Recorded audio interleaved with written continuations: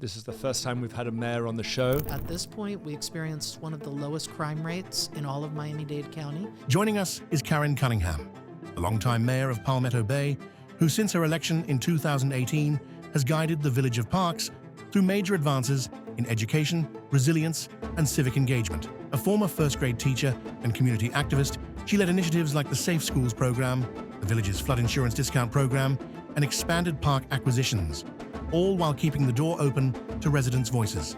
To me, quality of life really begins at your driveway. We've seen a lot of development as well in the community. Not so much in the Village of Palmetto Bay because we've kind of capped development. We are a single-family home residential community. Get ready for a deep dive into one of Miami's most overlooked but fastest rising neighborhoods, from schools and safety to lifestyle, home values, and the future of community living. This is Better Decisions. Welcome back to the Better Decisions podcast. Today in the studio, I have Karen Cunningham. Karen is the mayor of Palmetto Bay. This is the first time we've had a mayor on the show.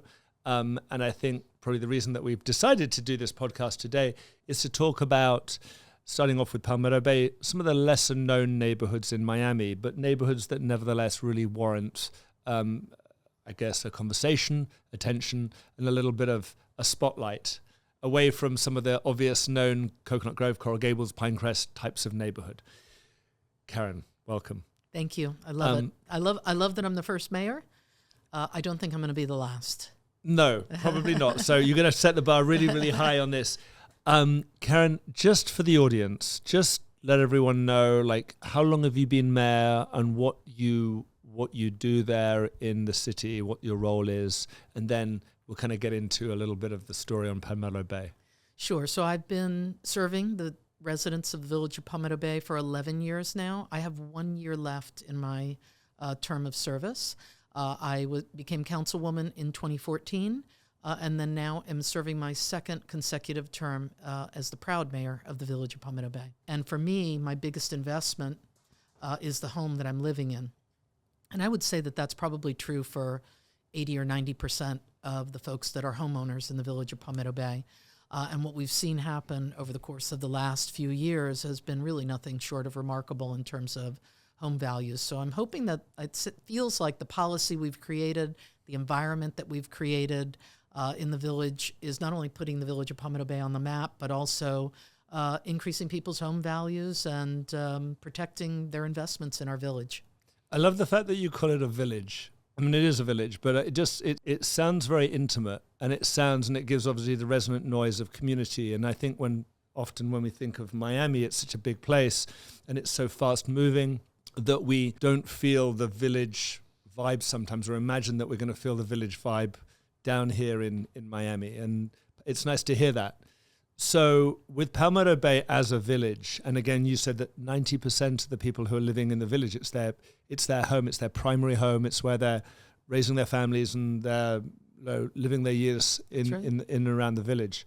I want to get into the story of how it's progressing and where it's going. Sure. But in order to do that, to put things into a right framework, talk to me about the history of Palmetto Bay. Like, how did it start? What did it start as? Why did people move there? And then obviously we'll move into present day and then go to the future, and then we'll look into the market as it's moving and it's changing, not just by values, but the types of homes that we're seeing, the people that are living there, the businesses that are running there, and what the next 10 years might look like for people living in Palmetto Bay. Sure. So we're a relatively young village, 24 years old. Admittedly, I was not that involved at the very beginning when the village became a village, but I voted for our village to become a village. The reason why I voted, I think, is for us to incorporate and become a city was mainly because crime, wanting to have closer access to services that are provided in small towns. We're actually considered a mid-size city. We're kind of buffered in between 18,000 residents in the village of Pinecrest and almost 50,000 in the town of Cutler Bay, right to our south. What did it start as? I mean, it was founded 24 years ago. So before then, what was Palmetto Bay? It was unincorporated Dade. In a large part, you've got a little piece of unincorporated Dade right here by your office. You also have South Miami. You also have Coral Gables. You're kind of buffered in here. It started as unincorporated Dade, so the county's a big beast, right? In good ways and in bad ways. We've got 13 commission seats, one mayor, a strong mayor in the county, but trying to get action through a commissioner that's all the way downtown doesn't always happen as quickly. So I think in a large part, back when we incorporated 24 years ago, people were concerned about just basic services. And to me, quality of life really begins at your driveway, right? Like how you get to your home. When I pull down my street, that's where I start to decompress a little bit. I'm inching ever closer to home. In the village of Palmetto Bay, at this point, we experienced one of the lowest crime rates in all of Miami-Dade County.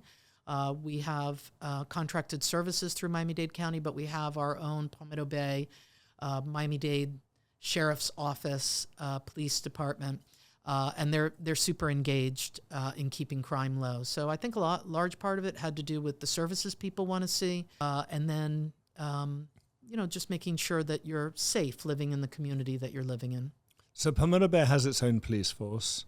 It has its own fire station. No. So our police services are contracted through Miami-Dade Sheriff's Office. Okay. The neighborhood itself, when it obviously got incorporated, and before it was an unincorporated area, and it was just kind of blended through with Cutler Bay to the south and obviously Pinecrest to the north. In the last 25 years, what's changed? When you drive down, and for people who are living there now, what did it look like 20 years ago that's changed today? Yeah, so Cutler Bay wasn't even a city at the time. So they became, I think they're celebrating 20 years this year. And Pinecrest was a relatively new city. So we were looking at probably more towards Pinecrest and saying, hey, we want to be Pinecrest when we grow up. Yep. So hence the incorporation. They do things a little bit different. They're police, they have their very own police department. We just decided at the very beginning we weren't going to do that. What's changed, I think, is the quality and quantity of services that we provide. I don't really consider local government to be a pay-to-play kind of transaction. You pay your taxes, and our taxes are relatively low when you look across all 36 municipalities in Miami-Dade County. I consider it things that people grow accustomed to, but the services that you provide really for me are how you're bringing community together. Our tagline is the Village of Parks, so very proud of our Village Parks. I was talking with one of your staff here that used to live in the Village of Palmetto Bay, and she was talking about Coral Reef Park and Palmetto Bay Park. And, all good stuff. So it's a city that provides a lot of recreational opportunities.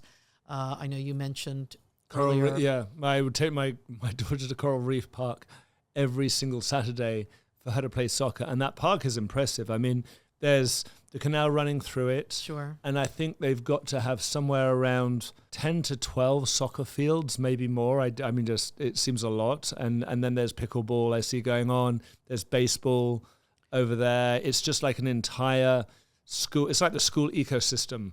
Yeah, and it's grown. One of the things we were talking about earlier with some of your staff was we've got Palmetto Bay Park, which is maybe a lesser-known park to the south. Some activities going on there. We've got it's a girls' softball park, so that's a big deal. It's one of the only girls' softball facilities in South Florida. Which is pretty cool. But we also have a lot of other soccer going on there, a lot of other activities through some of the providers and vendors that rent out green space at the park. But Coral Reef Park, I mean, if you're going down on Saturdays, you're seeing a lot of bustle there. Yeah. Hard to find parking. It's just grown in the amount of recreational activities that are happening there. And then right in the center, and I hope you notice if you haven't been down in a while or when you go down next, is a beautiful building that will be opening hopefully December 2025, if not January 2026. It's a 5,000 square foot state-of-the-art recreational center for the Village of Palmetto Bay, which I think is going to be just a phenomenal asset to folks that like to come together. We'll have all kinds of activities going on in that rec center. Beautiful. So it's really something for the village. And when I imagine there are people watching this and they're like, okay, so many of the people who follow our podcast or find us, they're trying to figure out, where am I going to live in Miami? Sure. Where should I choose? Describe to me how the crowd is changing down there and why it's changing. And I think that's probably one of the most important questions. First of all, you're right. The pandemic was kind of like a shooting off point for the Village of Palmetto Bay and for so many other cities, just in terms of housing price points. But the numbers in our demographics have changed considerably. Yeah. Well, I don't know if I'll say considerably, but they've definitely changed. And I think it kind of speaks to some of the changes that you'll see in real estate. So prior to the pandemic, we had about 13% of our population was over the age of 60. I just looked this morning at some numbers. Excuse me. We are at about approximately, I know I'm going to get quoted on it, but I think the numbers will support me, 26% now over the age of 60. What does that mean? Well, I'm over the age of 60. So what does that mean to me? That means that people like me are wanting to stay even when they're empty nesters. There's probably a lot of factors that are involved in that. Maybe, selling, they can't afford to move somewhere else. But I think in a large part, it goes back to what we were talking about previously, which is just the services that we're providing. We've got services for our senior citizens. We've got a lot of services and programming for our younger population. Let's talk about the younger population. It's a family-oriented community. It always has been. I mean, I moved in actually before it was Palmetto Bay, and I moved there because of the schools. We now have over 16 places of education where people drop children off every single day. 16 in 8 square miles, 25,000 residents, and obviously for our public schools and private schools, folks are coming from every direction. Yeah, let's talk about the school system. I think it's probably one of the big subjects. And again, then we'll go through the schools. We'll go through how people socially spend their time, where the supermarkets and shops are, commuting distance, where they're working, hospitals. Of course, it's always a factor. But let's start with schools, because that's usually the first conversation that I have with a relocating family. They come down, they're like, okay, what school options do I have? So Sure. Take us through the schools in Palmetto Bay. Sure. Just to touchstone on the numbers again, just please. real quick, because I think it's important. So prior to the pandemic, we had somewhere around 18 or 19% were under the age of 18. Now it's almost 23% are under the age of 18. So also a telling sign, right? A lot of people are moving because of outstanding schools. We have 4, 5, if you count Palmetto Senior, which is actually in Pinecrest. I graduated from Palmetto so long ago. I'm embarrassed to say the year. But we've got 5 outstanding public schools in the village of Palmetto Bay. And you yourself know that it's really the public schools that kind of set and keep and maintain those home values, right? Because when people are looking, they want to know, what are the schools in the community? Can my child go to an outstanding public school? Well, I think it goes hand in hand. The public school, in many neighborhoods like Coconut Grove and Coral Gables, we revolve a lot of the conversation around the private school system. But that's because the home values in those neighborhoods are, for a new house, the entry level is about $5.5 million right now for a new house. And then you see systematically houses sell for $8, $10, $12, $15 million. And those families, those couples, they have the affluence to send to private school. And it's not cheap. I mean, it's about $45,000 right now, somewhere between 40 to 50 for private school for one child. Sure. And if you've got 2 or 3 kids, that's quite a hefty amount of money. It's a big investment every single year. That's just your basics. Obviously now I have lots of families who come in from other areas and they're looking at homes in the 1 to 3 million range. They can't get it in other neighborhoods, but they're also factoring in schools. And they may have several kids and they're thinking, okay, where can I go? What are my options? And I think one of the big things that puts Palmetto Bay onto that radar is you don't have much optionality if you need a good public school and you need a good size home and you're in that kind of price point. Yeah. So, and we've got some outstanding private schools in our community. One of the things that's changed since the pandemic is we've got about 23% of our population that's working from home, at least a few days a week. And then we have 85% of my community gets in their car alone or with their kids every single day. So you can just imagine we've got a lot of traffic going on. Yeah. So all of these kind of things are interwoven. People taking their kids to school in the village, people being able to stay home so they don't have to travel long distances like you and I did today to get together. So a lot of changes, a lot of good changes happening in the community. And, change is hard too. And we're experiencing some of that right now with hard changes. So what would you describe as hard changes within the community? So initially when I first got elected, 2015 was the first time I had residents reach out and say, what's happening? Like, I have a string of traffic going down my residential street every single day. Well, later we learned about Waze and some of the apps that were moving cars, I guess, efficiently, so that they could have their commute shortened just a tiny bit. Since that time, we've seen a lot of development as well in the community. Not so much in the village of Palmetto Bay because we've kind of capped development. I don't want to call us anti-development, but in a large part, that's what our community demands. We are a single-family home residential community. Each community is a little bit different. In terms of... So anti-development, for what exactly? You're talking for commercial, for any more development, for multifamily. Folks in Palmetto Bay, they don't want more development in Palmetto Bay. I'm talking about like on the commercial... You're not talking about single family development? Less about single family, but it depends on the where for single family. So we've got a couple right off of Old Cutler Road. It was zoned 485 multi-family units years ago. I did not support that when it came years ago. More recently, a judge said, hey, you've got to come up with a legal settlement. So we came in at 455 with them, and there's going to be retail as well, multi-family townhouses, some high-rises up to 10 stories. People aren't excited about that. They're just not excited because a large part of it that deals with their quality of life is the traffic it takes to get everywhere.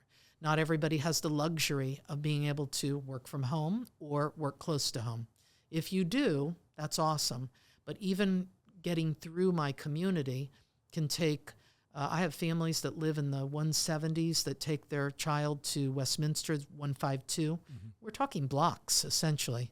And it's taking them 45 minutes to navigate Old Cutler Road to drop their children off at school. So what are the bits, so when people are thinking of, as they come down and they're looking at it on a map, what are the busy streets that they have to be aware of in the morning time? Sure. It's the Old Cutler Run, the 152? Sadly, I would say pretty much every street. So if you're looking to purchase a home in the village of Palmetto Bay, and maybe you'll say, we'll do one of those, let's cut this right now because no one's going to want to buy there. People are still coming because I've talked with families now that used to live in Kendall. When I talked to them about traffic, they said, I live in Kendall. I used to live in Kendall. I lived in West Miami. You don't know traffic until you've had to try to navigate from west to east. So they're making adjustments, if you will. Yeah. But busy streets, US 1 is a busy street. Yes. For sure. You head over to Old Cutler Road, a little relief, but not much. You've got the traffic circles that are going in. If you've passed. Yeah, I've been around them because obviously, as mentioned before we start rolling, I ride bike. Sure. And on the weekend, I'll come down, and my preferred run, what is considered to me the most beautiful path or route to cycle, is to come down Old Cutler and then come through Palmetto Bay and head towards Deering. Yeah. Stop for coffee at Stop Starbucks. for coffee. It's right around the corner. I got married at Deering Bay, actually, funnily enough. Okay. Which is a beautiful experience. And then continue on to Black Point Marina. Yep. And sometimes go on even a bit further to towards the expressway. Sure. But that area in the morning, come the weekend, obviously it's beautiful. It's quiet. Sure. I know in the week it's a little bit different, but it's still aesthetically, it feels less. it feels less of Miami. Like it gets a lot more intense the further north you go. Yeah, it feels more rural, if you will. It does. Yeah. I think that's where it started. I mean, everyone would tell me that back in the day, this was all farm territory. We have 8,500 homes in the village of Palmetto Bay. So that's how many of those? 8,500 homes, single-family homes in total. Homes? Approximately 8,500 homes, yeah. Is that single-family or does that include single-family? Okay. Yeah. Yeah, we've had really only a small uptick in population. I think we're still hovering 25,000. So it really hasn't changed much? It hasn't changed much. You know, when you think about like this, you know, we embarked on this very ambitious effort to put in a downtown area. That, let's say that would start somewhere around 168, all on the commercial corridor, to 184. The pandemic hit. That really kind of changed the kind of development that people wanted to see. But we also took that opportunity to cap our density. So we went from a large number, 4,500, down to 1,500 units in our downtown area. Now, new council, that may change down the road, I don't know. But we haven't seen too much pushback because I think we're getting development right in our downtown area. South of us in Cutler Bay, and definitely encourage, I'll connect you with my dear friend that lives just south of me. They've got Southland Mall, which is an area I don't know if you've had the opportunity to go to, but they're looking at 4,500 units in that area. It's a big area. Southland Mall, I used to work there as a kid at one of the restaurants in town. That's going to be a lot of development. Now, the hope, again, is that people are going to use that transit corridor, which they just did the ribbon cutting yesterday for the bus rapid transit. I got to admit, I was pretty impressed. It's pretty cool. It's every 7 minutes during peak hours, you'd be able to get on a bus that'll take you directly to Metro Rail. The key is that you have to have a place of work that you're able to take transit, right? Because I think that's sometimes the conundrum here. You've lived in other places. So in other places, transit kind of came along with the city. It's part of infrastructure, natural infrastructure development. Yeah. Miami seems to be a city where it's build it first, let's worry about that later. Yeah, a little bit forced, but hopefully it will, I think it's definitely going to help Palmetto Bay because, as I said, we've got 85% of our folks that get in their car. Sadly, I'm one of them because I really don't have an option. I work in Coconut Grove. I don't have a different option to get.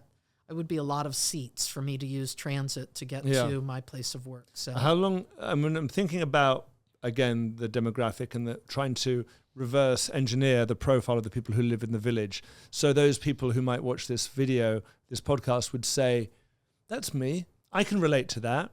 I could do that. That makes sense. Let me run the math. Let's see if the numbers make sense for me to live here. And then pick up the phone, give us a call, and we'll sell you a house down in Palmetto Bay. The commuting process, which you've obviously, we've been talking about now. If you're going to commute, where are people commuting to and how long is it taking them typically? Yeah, traffic has always moved north and east. And I did look at numbers this morning. It varies. It just depends on the where. Where are you going to work? What I think is part of the conversation is for those families who are looking at this and thinking about the move, one of it now is helping them imagine Palmetto Bay as a place to live. And you mentioned that 23% of the population, the adult population, are working from home. Yes. I've always noticed, and this is an outside observer looking into the ecosystem, there's a lot more land, there's a lot more space, there's a lot more value in Palmetto Bay. And when someone comes in and says, okay, so I'm going to pretend to be someone who's potentially moving down into Miami, and I'm looking at, I start at Coral Gables and I go, ooh, lovely. But I've got maybe a top of like $2.5 million to buy a house. Sure, can't afford it. So I show them the Grove. And in the Grove, I can get you a small 3-bedroom house, maybe about 1,600 square feet on a 7,000 square foot lot. It's not going to be new. It's not going to be great. I mean, $2 million is land value. A 10,000 square foot lot, it's $200 a square foot. I can get you a piece of land for $2 million and get you a small house, but I'm not getting you anything grand. I move into Coral Gables, it's much the same story. If you come to me and say, David, I've got 2 kids and I I want a 5-bedroom house or 4 bedrooms plus an office, and I want something new that was built in the last 10 years, then I'm going to tell you, okay, for that, let's look around $5 million. I don't have $5 million, I have $2.5 million. Right. That's not going to work either. Pinecrest, almost everything is an acre down in Pinecrest, or it feels that way, and land is about $3 million for an acre, somewhere between 2 and 3, which means that if I've only got 2.5, right, I'm not getting much. Right. So what are my options? So now let's go a little bit further south. Feels much the same. Now we're in Palmetto Bay. And now it's a different story. I think it's probably the sweet spot, to be honest with you, Palmetto Bay. And I do believe that. I think it's one of the reasons, even though it wasn't Palmetto Bay, that we moved in that area. We were not too far south. I'd grown up south, not too far south. We couldn't afford. We looked at homes, many homes prior to choosing our home. It was post-Andrew. The homes we were looking at in Pinecrest, even back then, 30 years ago, were way out of our price range. So Palmetto Bay, to me, is a great sweet spot. Once you spend enough time walking around neighborhoods Sure. or biking around neighborhoods, you see things very differently than when you're in a car. And once you start walking down certain streets, you suddenly appreciate certain quadrants of a neighborhood differently. You view it differently. You suddenly realize that's amazing because I can literally hop over my fence and I can be in the park. Or I've got this quiet little cul-de-sac, and once I get out of here, if I hook a left and then a right, I can actually get onto US Run really quickly and avoid all the traffic. Give me some sweet spot streets that really touch you. Yeah, I don't think you're going to like my answer, but that's okay. There's no right or wrong answers on this. No, because each little area, and I guess that was my point, is each little area is a little community unto its own. I'll give you a couple of examples. So we have a little bit further south where our public information officer lives, Robert. He and his family moved here from Atlanta some years ago. And one of the selling points was when they pointed down the street and said, you see that right there. Now, they looked at a lot of houses, and the houses were all, pretty good in Palmetto Bay. Pointed down the street and said, look right down there. That's the reason to buy this house right here on this block in the 170s. And they looked down, and what did they see? They saw Palmetto Bay Park at the end of the block. So that was very intriguing to them. Palmetto Bay Park, a little bit quieter park. I won't say no activities going on there, but less activities than Coral Reef Park. Some folks that live just adjacent to Coral Reef Park, they love it. They love seeing they love walking across the street to the farmer's market. If you're in Palmetto Bay Park, walking over for Sunset Eats on Thursday. Hopefully in the very near future, I'm going to say by the end of 2026, although they're telling me 2027, a new pickleball facility near Palmetto Bay Park, right in that area. Pickleball. I mean, I just say pickleball like it's a whole subject, and I have to say no more, drop the mic and walk out the room. Pickleball is this crazy phenomenon that has really kind of taken over the US, and it's taken over Miami in a big way, as has paddleball also taken over. But it's something that they're also bringing to Palmetto Bay. And when that was announced and when that was mentioned to me, it seemed to be like a great big stamp of approval. And it just resonated with me as a message, as this is it's probably the most social sport that's on the scene today. Absolutely. I think people are playing pickleball partially. I wouldn't say, and this is certainly coming from an athletics background, so I wouldn't say you play pickleball because it's the best athletic sport to play. I think you play it because it's incredibly sociable. It's such a social thing to do. And obviously you need space to do it, and it's growing at the most unbelievable rate, the expansion rate. With every age. So we've got high schoolers that have pickleball, that play pickleball, but have also started pickleball teams. We've got middle-aged adults. We've got older adults. We've got them playing with, inter-age groups. It's awesome. Recently, we passed for a brand new indoor pickleball facility in the village of Palmetto Bay that's going to be run by an outside vendor that'll actually be a revenue maker. Now, granted, we are making an investment, but I think it's not only an investment in health and wellness, it's an investment in bringing people together. It's an investment in community. And pickleball people, I have to tell you, they are the happiest people in the world. I don't play pickleball, But we've heard so many stories each time the pickleball item has come, because everything's a process with government. And one of the stories that touched me the most was a gentleman came from Miami Beach. He was late 70s, drove from Miami Beach for our council meeting. We talked about traffic, so we know he drove in a lot of traffic in the evening to get down to Palmetto Bay. And when he got up, he told the story of losing his wife, which is very sad, and not really knowing where's his direction, what's he going to do with his time. And so he got involved with pickleball. Now, that in and of itself, okay, he's getting out 5 days a week, taking advantage of these recreational opportunities. But what came out of that was a community, because there was a day when he did not come to pickleball. And folks know, the people that were a part of his pickleball community knew that he was feeling a little sad and depressed about the loss of his wife. And so they started to call him and text him. And it really drove him out of that down in the dumps. I've got to get, people are waiting for me. They noticed I wasn't there. I'm important in this community. So I think it goes far beyond just the physicality. It goes to the mental health of folks being able to gather together, be passionate over something. And I'm really proud that we're going to be one of the first indoor facilities. We'll have 9 courts. When I first realized that this was a thing, so to speak, was at Coral Reef Park. We had 2 courts. And people started calling me to say, hey, you put the courts facing the wrong direction. And I was like, how can there be a wrong direction? It's a court is a court is a court. I did learn that the courts have to go north and south, because pickleballers, if it's outdoors and it's hot, a lot of times they're playing in the evening hours or in the early morning hours on the outside courts, and depending on which side you were, the sun would blind your vision.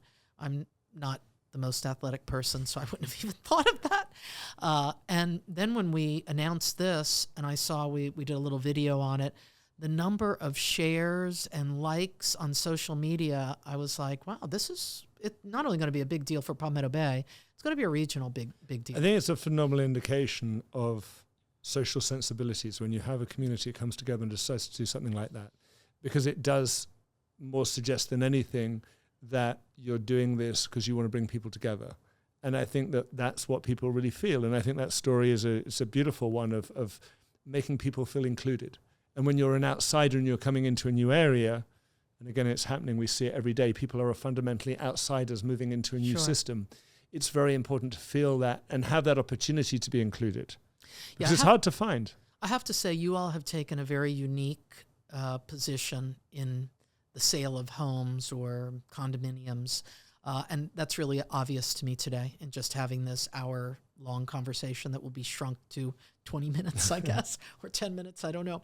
I love that you're bringing in all these other pieces. It's something I think that we haven't thought about in a long time, why people move where they move, and less about the sale of the home and it's very little about the sale. And the sale, look, houses and numbers are pretty easy to digest and pretty easy to navigate, and we have so many tools now to use them.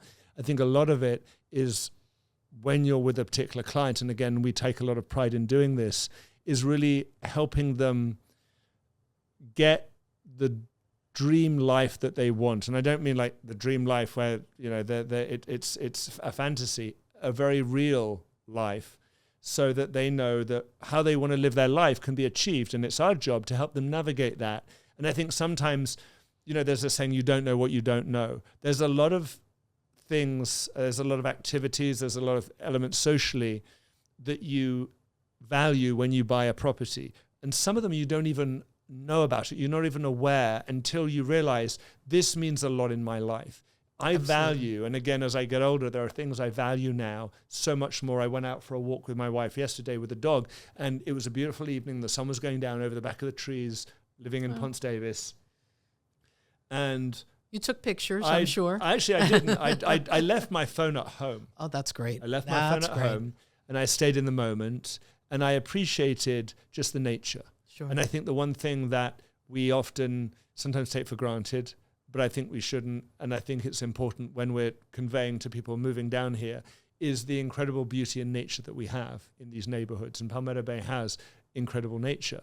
And to be able to have incredible nature and a society combining together activities all in a way that becomes real and affordable to you is so important. And that's what we're selling. I don't really sell. We don't sell. We just educate. Well, we're if just you need a home, you're going to buy one somewhere. I mean, you're going to get a home. Yeah. But I love what you're doing. I do, and it's more clear to me after this conversation how you're kind of encompassing the full person or the full family in where they move. I think it's super important. It's an A to Z process. That's why we do these podcasts. It's why we do interviews with heads of admissions for schools, where we talk to school experts, when we talk to industry leaders, when we talk to people who are building infrastructure, whatever they're doing, it's all about where you're moving into. And then being able to look back, as many of the clients do, and say, you sold me this house or this condo 5 years ago, but look at what's changed. And it changed for the better. It changed in the direction that I want. And I think that's part of it. I would just encourage folks, if you're looking in the village of Palmetto Bay, come at different times during the day. Knock on some of the doors because, hey, each street is the best street in Palmetto Bay. Ask them, what do you think? Pros or cons, of living on your street. Less the homeowner and more, the people that are around there. I have actually in my neighborhood 2 homes for sale. One's directly across the street. And we kind of joke. We say, hey, who's been coming in? This is the neighbors. My neighbor says, don't worry. Any buyer will be vetted. We'll make sure if they've got 3 children or, if it's an older couple, we'll make sure everyone on the street knows, who's moving in. And I love that she's a realtor herself, and she's thinking about, she's lived there, my neighbor, directly across the street from me for not 30 years, but a few years less than me. And she's thinking about me and her next door neighbors. And I think that's, I don't really know how, you mentioned village vibe. Community. Community is important for a lot of people when they move in, especially when you move across the country. You don't have the same structure of friends and the support structure socially that you had when, let's say, you came from New York or California or DC or wherever. And so when you come into a neighborhood, community becomes increasingly more important. It does, and so do the social schools. Animals. So do the schools. Absolutely. Because my sister moved in 2012 to the village of Palmetto Bay, and from across the country. She came from California, and the folks that embraced immediately, because her neighborhood, she's right by Palmer Trinity, so it's a little bit different there. There's a sidewalk, the properties are bigger, the homes are bigger, so you might see your neighbor when you peek outside, but you don't know your neighbor. Is that one of the more expensive quadrants, you would say, in Palmetto Bay? I would say, yes, the homes are definitely bigger and the properties are definitely bigger, yeah. But I have a home down the street from me selling for 2.6, so I don't. My home's not worth 2.6, but I'm excited for that. Well, you've got some. I've got some numbers that should probably put a smile on your face, because the ceiling in Palmetto Bay is changing, and we did a study on this. And again, we're very numbers orientated, and we're looking at what's changing, and then we think, why does it change? It's all about the human behavior. And if you look, I think still 50% of the transactions are between $1 to $2 million in Palmetto Bay, and you have a product that kind of the higher end is up to about 3. However, the top end trades now are moving. There was a $5.3 million trade in Palmetto Bay, wow. And there's a house right now for sale for 7.1. And as you get into these bigger lots, I'm seeing, as I drive down there, and even when I ride down there on the bike, I'm seeing these bigger homes being built on these bigger lots.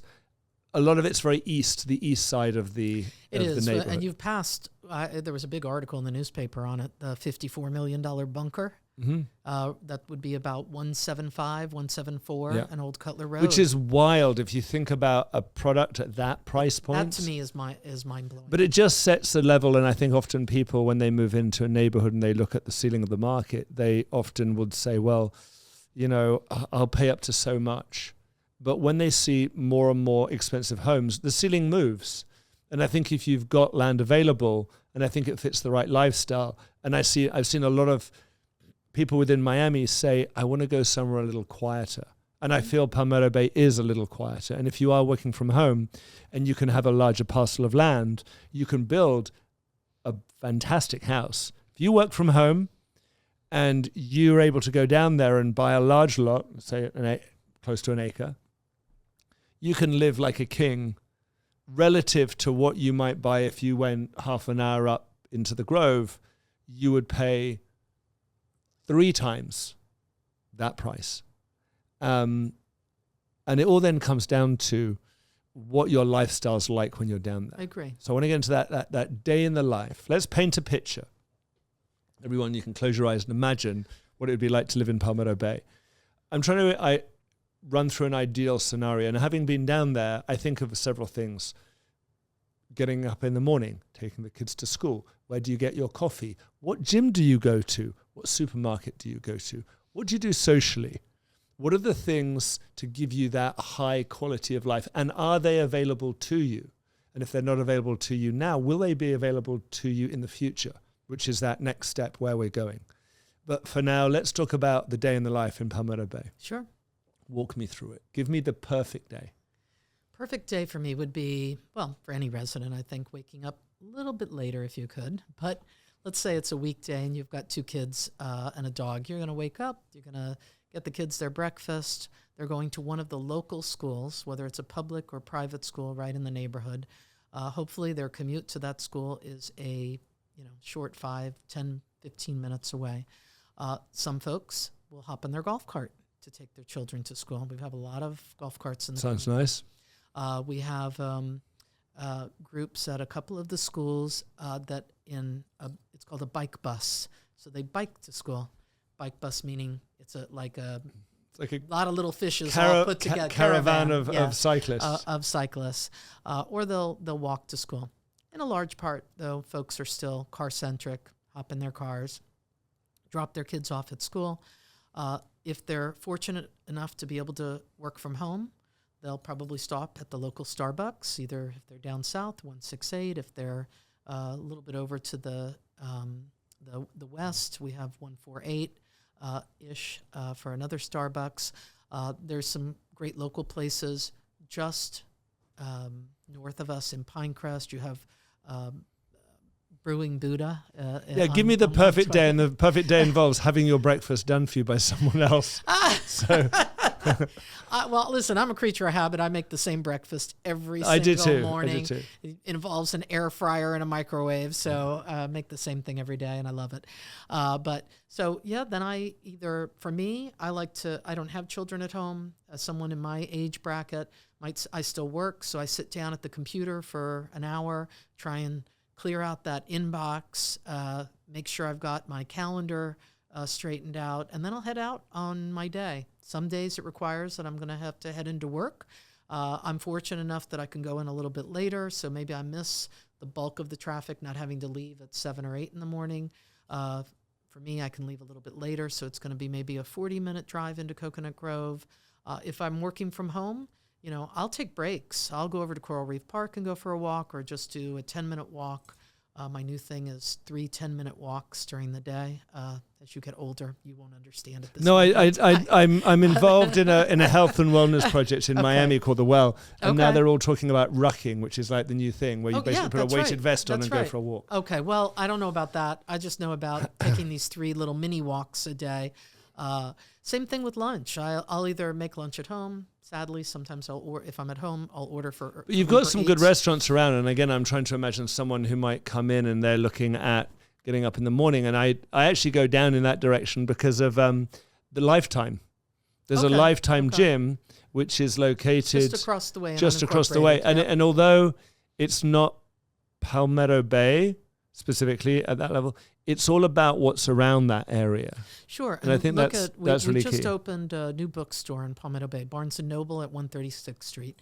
That's a little hub there. You've got a Panera and a Miller Ale House and some smaller local restaurants that are in there. You've got some chain stores as well. There's a yoga studio, all kinds of little things there. It's really that 136th Street, since I live so close. Yeah. If I were going to travel somewhere, that would be, during the day, especially if I have to get back, that would be it. Or I'd pack up my iPad or my laptop and go sit over at the coffee shop at Barnes & Noble. Yep. Great meeting spot if you have to have some meetings. Since I'm kind of, I work 2 jobs, the mayoring job and then also my day job that actually is the bulk of my salary. I'm constantly have a foot in both worlds. So for me, stopping out of Barnes & Noble, being able to have coffee, meet with a local resident that has, a complaint or a suggestion, I'll do that there. In a perfect day, I'd much prefer a suggestion. A suggestion. Hey, listen, I would say if I had to gather all the 25,000 residents together, I would say probably about 20,000, 21,000 are just the happiest people in the world. And they're all full of suggestions and good ideas. And then you've got a small number that are, maybe a little less happy. But we try and make them happy too. The lifetime for me colludes to a direction of the city and where it's going. And I think what's important is people are predicting like, okay, so if things are getting more expensive, if this seems like a good place to raise my family at an affordable level, is it a good investment? Is it going to be a village trapped in time, or is it going to move towards Pinecrest as Pinecrest now sees $15 million sales? Will we see that happen? Will we move within 5 years from $5 million being the most expensive home to trade to 8, 9, maybe even 10? I would say 200%. The answer is yes, and I say that with great confidence because you have to look at just the big picture, and actually, you are looking at the big picture. I kind of get drilled down into 136th Street to 184th Street, US 1 to Old Cutler Road, and you're looking at the surrounding areas, which if you can't find it in Palmetto Bay, you're going to find it right down the street, right across the street, right to the south of us, right to the north of us. What I have seen and what we've seen over the course of the last several years, obviously, we were so proud when they called us a millionaire city, although I don't say the word too often, but I say $1 million home city because I'm not a millionaire, but I haven't figured out what because I'm not planning on moving yet, but I haven't figured out what the value of my home is, but I think it's ticking up in that direction. Yep. And I think elected officials in cities like mine, especially with such an engaged community, my hope for moving forward, and it's a guarantee while I'm there, is that we're always going to be looking at the regular folks. I'm a regular person working a day job, committed to public service, not a millionaire until I sell my home, but not a millionaire. And I want to be able to protect that value of those homes. And I don't see, politics is strange. Each city with its own 5 members of government. Some cities have more. Some cities, it's 5, I think, is the smallest number of council people that serve on a local municipality council. But while they may have their political disagreements, while they may argue and bicker, the things that they're arguing and bickering about are not the important things, because even my council comes together when we're talking about quality of life. We have invested so much money in street projects. Why street projects? Sub-basins. They don't sound very sexy when I say it's sub-basins. What is that?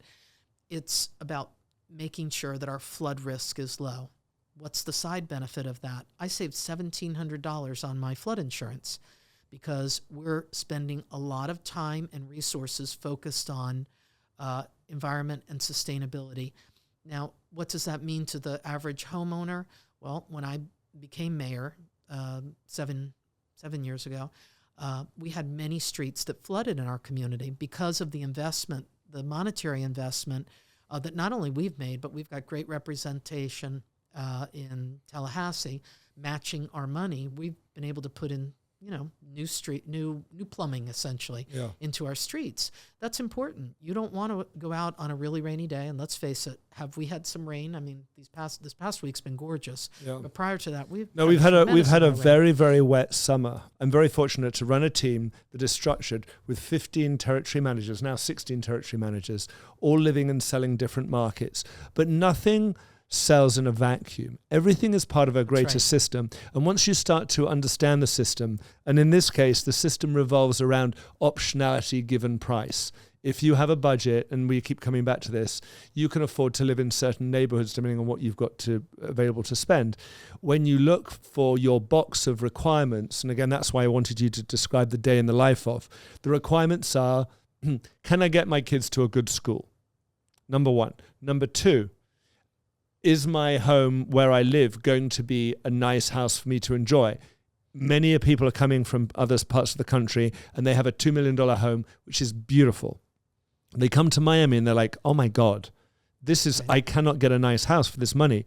Now, if you bring them down into Palmetto Bay, they can. But then they'll say to me, okay, but yes, I can get that.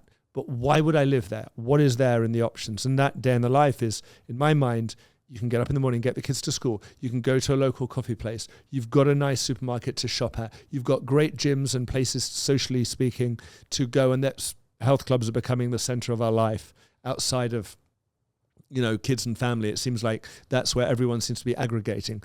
And then beyond that, restaurants, of course, and then other things socially to hang out. And again, many people, when they're having a nice home, we are very much a barbecue society, I call it. Like Saturday comes, everyone comes together, we throw a barbecue, we all, kids get together, everyone has a pool, they jump in the pool, they have a great old time. But if I then want to go somewhere else, there's options to go north. Listen, in South Dade, you could go on Saturday to the farmer's market in Pinecrest and then come on Sunday, different vendors to the farmer's market in the village of Palmetto Bay. I mean, those are things that families look forward to. They look forward to Saturdays and Sundays being able to get in a golf cart and just zip on over, or get on their electric bike, and zip on over with the family, or just get on and pedal on over. It feels like, look, it seems socially, we are aware that health is wealth. We know that in South Florida, as you move south towards where these farms are located, which aren't located very far from Palmetto Bay, you go a little bit further south, you go a little bit west, there's lots and lots of farm areas where they're growing organic fruits and vegetables that are readily available. It's almost farm to table within 20 minutes. Sure. And that has value. Not only that, the ability for you to be able to go for a walk. We know walking is one of the best exercises. So being able to get outside, get fresh air. Thank God we have, it's October. It's Look out the today. window. It's a blue beautiful. sky. My idea after I finish work is probably I'm going to go for a walk with the dog and my wife, and we're going to walk for an hour and we're going to talk and catch up with our day. My kids are busy doing their homework, and then we'll go home, we'll all have dinner, and then, we'll hang out together. Yeah. But we have so much at our disposal now, technologies. We have Netflix streaming in. We have comfortable home lives, beyond comfortable home life. But outside of that, then we want to be able to have people like us around. Yeah, and I would add, for the Village of Palmetto Bay events, we host a lot of events. Until this year, we were spending about $225,000 of our budget on events. Everything from very small, intimate events, programming for youth and senior citizens, to big events like 4th of July and the annual picnic. We have a tremendous amount of tremendous amount goes into event planning. And the reason for that is mainly because we learned during COVID, where do people want to go? Well, parks are their community gathering spaces. We've got new parks on the horizon. We have a veterans park, which I think will become a regional park, which is very cool. We purchased the property for $1 from South Dade Motors, a car dealership just right there that abuts it. I think that's going to be a very new, cool experience. We're looking at linear parks in the village of Palmetto Bay, one in my neighborhood, another pocket park. These are properties that are owned by the county. I don't want to, get bogged down in all the details, but those park spaces, not just for organized activities, but it's just places to go to enjoy spending time with the family, a place to go. We have a dog park. There's just so much happening in the village of Palmetto Bay that for me personally, I really can't imagine living anywhere else. And I am probably one of the folks that does not take advantage of all the activities that are going on because I'm too busy to do it right now. And I think that to me also speaks volumes. Like I see the activities, it feels like home. Do you see any major new developments? I want to look now into the future. Moving forward, for those people who are looking to move down and looking to stay in the neighborhood as well, what does the future hold for Palmetto Bay? What's it going to look like over the next 10 years? Sure. So we've got this little downtown area that is intimate when you look around at all the development that's going on. There are already multifamily apartment complexes in those areas. And let me tell you, those apartment complexes are literally communities within a community. We've got Palmetto Station. We have a Parkview. I think it's Parkview. It might have a different name now. Things change after you complete an application. We've got a really cool pizza joint that's in that area. It's called Maxwell's Clothing. There's a really phenomenal right next door ice cream shop, which is then next to a dry cleaners. Like it's kind of just, a lot of mom and pop. These are owned by people just like us, right? Yeah. People that are, interested in bringing new, fun things, mom and pop businesses to the village. They really are the backbone of our economic I think backbone. mom and pop, everyone has a quintessential idea of when they're raising a family or when they're living somewhere. I think the value of community is so important, and we may be losing that in certain parts of the world at an alarming rate. And I think if we can get that back, all the better. And I think that's these pivotal parks are great, not just functional elements of society, but they're real symbols for the direction of the city of Palmetto Bay. When we surveyed the residents in the village of Palmetto Bay, the number one thing they indicate is public safety. If you don't feel safe in your neighborhood, and I have to say I believe that plays a big role in one of the reasons why people move to the village of Palmetto Bay. If your crime rates are low, it's a really good demographic, I guess, or data indicator for solid demographic. Thank you. I need those vocabulary words every once in a while because this was more than a WeChat. But they talk a lot about public safety. And why public safety? I'm in a group chat for my area, and there was some kids that went through the community, and a Ring camera caught people trying to open doors. This is happening today. And so I just said, hey guys, why are you all chatting about it in a chat? Did someone call and put in a police report? They were like, oh, brilliant idea. Let's do that right now. The police were there in 4 or 5 minutes. That's for a non-emergency. Yeah, the response time is quick because you have... Response time is quick. We've seen a lot of nationwide, not in the village of Palmetto Bay, thankfully, parents get concerned about safety of their children when they're at school. I don't know if you worry about your daughters when they're at school. Unfortunately, I live in a world, and I've lived in the US for nearly 20 years, where, of course, if I turn on the TV and I see what's going on anywhere in the country, right, there's something unfortunately going on. It's usually involving schools and guns. Horrible. It is very, very frightening as a parent. But one of the things we do at the beginning of every school year is we bring in the school police and we bring in our police officers, and they communicate and dialogue about not just the opening of the school year, but what happens in the event of an emergency. God forbid, I'm going to say knock on wood that that's never happened, and I pray that never happens anywhere in our country, but the chances are. But you're protecting your doorstep right now, and you can do the best that you can. Parents feel a level of comfort, and I say public safety. We have security guards. I was going to say security monitors, and I'm sorry because that's my education background. But we have security guards at our public parks. Much part of their day, they end up opening the gate and closing the gate. I was going to say, the only thing I've ever seen the security guards do is just protect the ducks from getting abused by a bunch of 10-year-old children. But it's a level of comfort, right? It's like I feel a level of safety that we've got folks here that are looking and watching and paying attention. There's something very comforting to know that you can raise your kids in an environment. And when I've taken my kids to Coral Reef Park and they're playing soccer, I'm trying to park the car because on a Saturday morning, everyone's trying to park at the same time to get their kids ready for the game. I'm going to get a space saved for you so that never happens again. Karen, thank you so much for doing this. No, thank you. I really Thank you for appreciate inviting it. me. We'll stay close to you, and obviously we'll learn what's going on in Palmetto Bay as it evolves through the years.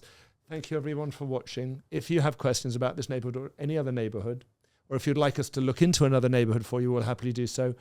Hope you appreciate it. Thank you for watching. Stay tuned soon for another Better Decisions podcast. Thank you. Karen, thank you. Thank you. Thanks.